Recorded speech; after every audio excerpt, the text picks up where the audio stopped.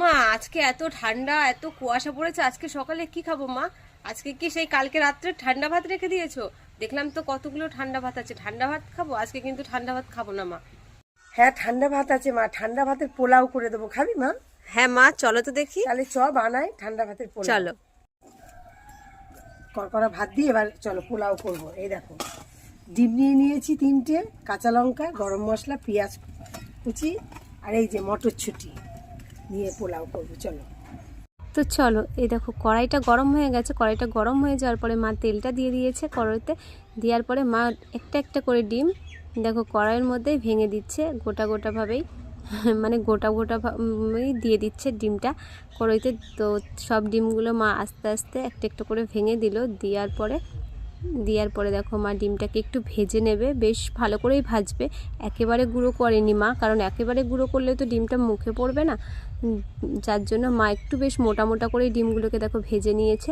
তো দেওয়ার পরে কড়াইটাকে ধুয়ে আবারও তেল দিয়ে দিয়েছে। আবারও তেল দেওয়ার পরে দেখো মটরশুঁটিগুলো মা একটা একটা করে মানে মটরশুঁটি দিল। দেওয়ার পরে মটরশুঁটিটাকে ভেজে মানে সামান্য, খুব বেশি ভাজিনি, এই যে এরকমভাবে ভেজেছে। দেওয়ার পরে ভাজে তুলে নিয়ে তারপরে দেখো আবারও গোটা গরম মশলা আর সঙ্গে লঙ্কা কুচি দিয়ে মা একটু ফোড়ন দিয়ে নিল। তো তারপরে দিয়ে দিচ্ছে পেঁয়াজ ফোড়ন। তো মা পেঁয়াজ ফোড়ন দিয়ে নিয়েছে। পেঁয়াজ ফোড়ন দেওয়ার পরে একটু সামান্যভাবে ভাজা হচ্ছে। ভাজা হওয়ার পরে একটু পরিমাণ মতো হলুদ, পরিমাণ মতো লবণ দিয়ে এটাকে ভেজে নিতে হবে ঠিক করে। তো একটু তেল দিয়ে বেশি করে একটু মা ভেজে নিল।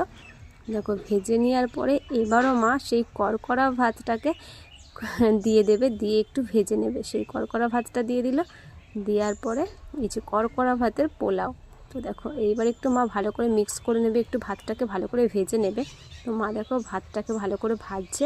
ভাজার পরে এইবারও সেই ভালো করে মিক্স করে নেওয়ার পরে এবার সেই ডিমটা ভেজে রেখেছিল, পরিমাণ মতো লবণ দিয়েছে, ডিমটাকে ডিম ভাজাটা দিয়ে দিল পোলাওতে। আর তারপরে সঙ্গে সেই মটরশুঁটি ভাজাটা দিয়ে দিল। তো মটরশুঁটি ভাজা, ডিম সব কিছু একদম পুরো দিয়ে এবার মা পুরো রাইসটাকে মিক্স করে নেবে। তো দেখো মা পুরোটাকে মিক্স করে নিল, দিয়ে এই যে একটু ভেজে নিতে হবে, তারপরে প্রায় হয়ে গেছে। এই দেখো মা, এই যে পোলাও হয়ে গেছে। চলো তাহলে এবার খেয়ে নাও, খেয়ে দেখো কেমন হয়েছে পোলাও। তাহলে দিয়েই দিই, নাও খাও দেখি তাহলে। কেমন হ্যাঁ, হয়েছে। ওয়াও, দেখে তো ভীষণ ভালো লাগছে। খেয়ে দেখো মা। হ্যাঁ, মাথা কাট দিও না। দেখো পোলাও। আজকে নাও দিদি। বসে পড়েছে, আমি আর হয়নি। দিদি তো খেয়ে বাবা, কিন্তু সকালবেলা তো একটু তরকারি আলুর দম করলে ভালো হতো, কিন্তু ভালো গোটা আলু গোটা ডিম রয়েছে। দিয়ে খেয়ে নাও।